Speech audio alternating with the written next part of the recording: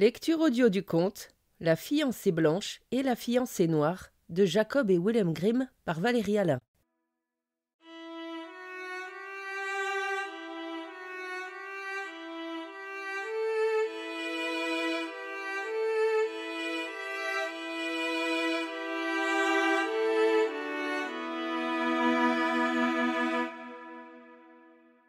Une femme marchait à travers champs avec sa fille et sa belle-fille pour aller chercher du fourrage.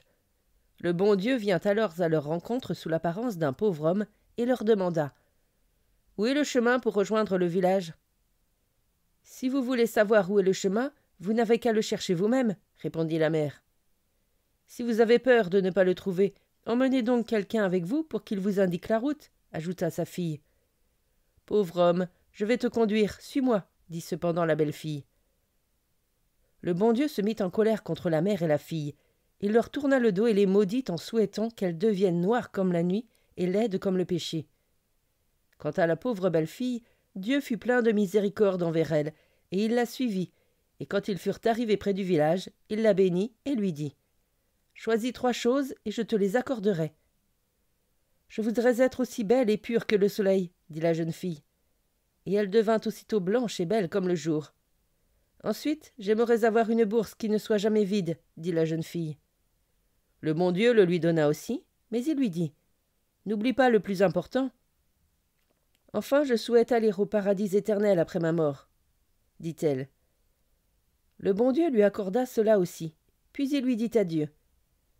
Quand la marâtre rentra chez elle avec sa fille et qu'elle vit qu'elles étaient devenues toutes deux laides et noires comme du charbon, mais que la belle fille était blanche et belle, la méchanceté se fit encore plus grande dans son cœur, et elle n'eut plus d'autre souci que de lui faire du mal. Or celle-ci avait un frère, du nom de Reginé, qu'elle aimait beaucoup, et à qui elle raconta tout ce qui était arrivé. Voilà qu'un jour Reginé lui dit « Ma chère sœur, je vais faire ton portrait pour t'avoir toujours sous les yeux, car je t'aime tant que j'aimerais pouvoir toujours te regarder. »« D'accord, mais je t'en supplie, ne laisse personne voir mon portrait. » Reginé fit donc le portrait de sa sœur et l'accrocha dans sa chambre. Or il habitait au château du roi, où il était cocher. Tous les jours il allait se placer devant le tableau et remercier Dieu pour le bonheur de sa sœur bien-aimée. Il se trouvait justement que le roi dont il était le serviteur venait de perdre son épouse. Celle-ci avait été si belle qu'il était impossible de trouver une femme qui lui ressemblât, et le roi en était profondément chagriné. Les domestiques de la cour remarquèrent que Reginé restait tous les jours à regarder ce beau portrait, et comme ils étaient jaloux, ils le signalèrent au roi. Celui-ci ordonna qu'on lui apporte ce portrait. Quand il vit qu'il ressemblait en tout point à sa défunte épouse, et qu'il était encore plus beau, le roi en tomba éperdument amoureux. Il fit appeler le cocher et lui demanda qui représentait ce portrait. Le cocher répondit que c'était sa sœur, et le roi décida de n'épouser personne d'autre qu'elle. Il donna à Reginé un carrosse, des chevaux et de somptueux vêtements dorés, et l'envoya chercher la fiancée qu'il avait choisie. Quand Reginé arriva avec cette nouvelle, sa sœur se réjouit, mais sa demi-sœur, qui était noire, était jalouse de son bonheur. Elle était hors d'elle de colère, et dit à sa mère « À quoi nous servent tous nos pouvoirs si vous n'êtes pas capable de me procurer ce bonheur-là ?»« Tais-toi, répondit la vieille, je vais faire en sorte qu'elle te revienne à toi. » Et, grâce à ses pouvoirs de sorcière, elle brouilla la vue du cocher si bien qu'il devint à demi aveugle, et elle boucha les oreilles de la jeune fille blanche, si bien qu'elle devint à demi sourde. Sur ce, elles montèrent dans le carrosse, la fiancée en tête, vêtue de ses magnifiques habits royaux, puis la marâtre avec sa fille, et enfin Reginé, qui prit place sur le siège du cocher pour conduire le carrosse.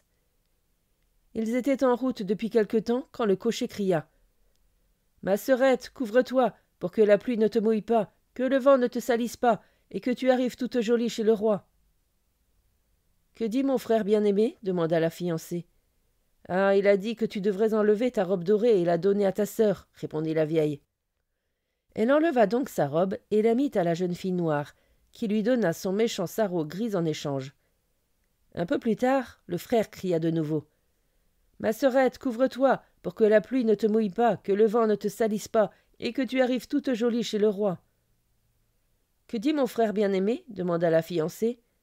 « Ah, il a dit que tu devais enlever ta coiffe dorée et la donner à ta sœur, » répondit la vieille. Elle ôta donc sa coiffe et la posa sur la tête de la jeune fille noire, restant elle-même en cheveux. Ils poursuivirent leur route ainsi. Il se passa encore un moment et le frère dit « Ma sœurette, couvre-toi pour que la pluie ne te mouille pas, que le vent ne te salisse pas et que tu arrives toute jolie chez le roi. » « Que dit mon frère bien-aimé » demanda la fiancée. « Ah, il a dit que tu devais regarder par la fenêtre du carrosse. » Or, elle passait justement sur un pont. Ainsi, quand la fiancée se leva pour regarder par la fenêtre, les deux autres la poussèrent à l'extérieur, si bien qu'elle tomba au milieu de l'eau. À l'instant même où les flots l'engloutirent, une canne d'un blanc immaculé remonta à la surface de l'eau et se mit à descendre le fleuve. Le frère n'avait rien remarqué de tout cela, et continua de conduire le carrosse jusqu'à ce qu'ils arrivent à la cour. Il amena la jeune fille noire au roi, comme étant sa sœur, et il pensait vraiment que c'était elle, car sa vue était brouillée et qu'il voyait tout de même briller les vêtements dorés. Le roi, voyant la laideur infinie de sa prétendue fiancée, se mit en colère et fit jeter le cocher dans une fosse pleine de vipères et de toutes sortes de serpents. Mais la vieille sorcière parvint quand même à envoûter le roi et, grâce à ses pouvoirs, à rendre ses yeux aveugles, si bien que non seulement il les garda, elle et sa fille, mais que celle-ci lui sembla finalement tout à fait supportable et qu'il se maria effectivement avec elle. Un soir que la fiancée noire était assise sur les genoux du roi, une canne blanche entra dans la cuisine par la rigole et dit au garçon de cuisine « Mon garçon, allume du feu, que je me réchauffe un peu. » Le garçon de cuisine s'exécuta et lui alluma un feu dans le fourneau. La canne vint se poser à côté, s'ébroua et entreprit de remettre ses plumes en ordre avec son bec. Tout en prenant soin d'elle ainsi, elle demanda « Que fait mon frère Roginet ?» Le garçon de cuisine répondit « Dans la fosse, il est emprisonné, de vipères et de serpents il est entouré. » Elle poursuivit « Que fait la sorcière noire dans la maison ?» Le garçon répondit « Bien au chaud elle est assise, le roi dans ses bras l'a prise. » La canne dit « Que Dieu me garde !» et elle quitta la cuisine en repassant par la rigole. Elle revint le soir suivant et reposa les mêmes questions, et il en fut de même le troisième soir. Alors le garçon de cuisine n'y tint plus, il alla trouver le roi et lui raconta tout. Cependant le roi voulut voir cela de ses propres yeux. Le soir suivant il se rendit à la cuisine, et quand la canne passa sa tête par la rigole, il prit son épée et lui trancha la tête. Elle se transforma soudain en la plus belle jeune fille qui soit, et elle ressemblait en tout point au portrait que son père avait fait d'elle. Le roi fut fou de joie. Comme la jeune fille était toute mouillée, il lui fit apporter des habits magnifiques, et l'en fit vêtir. Puis elle lui raconta comment elle avait été trompée, par ruse et par fausseté, et comment on l'avait finalement jetée dans le fleuve. Son premier désir fut qu'on aille libérer son frère de la fosse aux serpents. Une fois que le roi l'eut exaucé, il entra dans la chambre où se trouvait la vieille sorcière et lui demanda « Que mérite une personne qui fait telle et telle chose ?» Et il lui raconta ce qui s'était passé. La vieille était si aveuglée qu'elle ne se douta de rien et dit « Elle mérite qu'on la déshabille complètement, qu'on l'enterre dans un tonneau à l'intérieur hérissé de clous et qu'on attelle à ce tonneau un cheval qu'on envoie galoper à travers le monde. » C'est ce qu'on lui fit subir, à elle et à sa fille noire.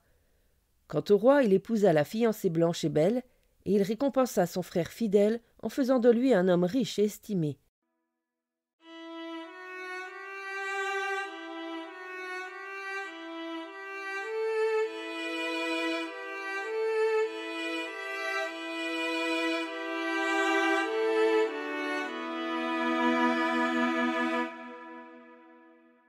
Fin de la lecture du conte La fiancée blanche et la fiancée noire. Merci de votre écoute. Je vous rends vos oreilles. Cœur avec les doigts.